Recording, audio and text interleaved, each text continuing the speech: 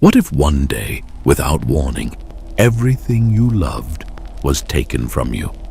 Your children gone, your home destroyed, your wealth stolen or burned to ashes, your health shattered. What if the very people who were meant to comfort you told you it was your fault? And what if God himself was silent? Would you still trust God? There once lived a man named Job in the land of Uz. He was blameless and upright, a man who feared God and stayed away from evil. Job was wealthy and respected, with 7 sons, 3 daughters, and many servants. He owned thousands of animals, 7,000 sheep, 3,000 camels, 500 oxen, and 500 donkeys. He was considered the greatest man among all the people of the East. One day, the angels came to present themselves before God, and Satan also came with them. "Where have you come from?" asked the Lord. Satan answered, "From roaming throughout the earth, going back and forth on it."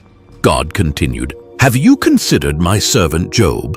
There is no one like him, blameless and upright, fearing God and shunning evil."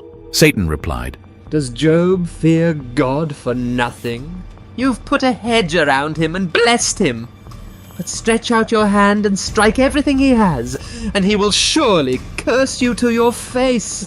God said, "Very well, everything he has is in your power, but do not lay a finger on the man himself."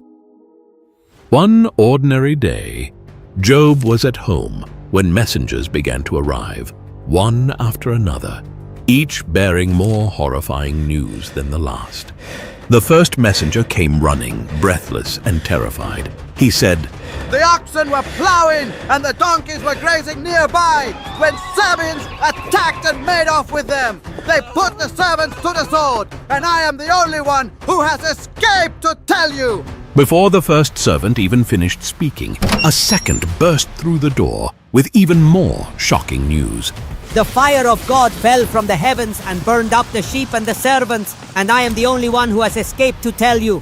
Again, as the second messenger finished, a third ran in with more grim news.